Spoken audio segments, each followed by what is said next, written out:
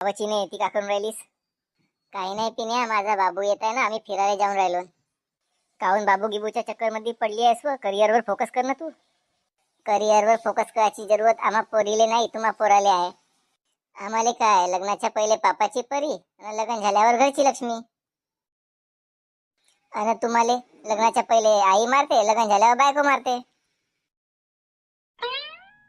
हो ना, आम्ही पोरी पावाले जातो आणि हुंड्याच्या लालची मध्ये पडून जातो, पोरीले बरोबर पावाले नाही भेटे. धन्यवाद मन देवाले, पोरी पावाचा रिवाज पोरांकडे आहे, पोरीकडे नाही.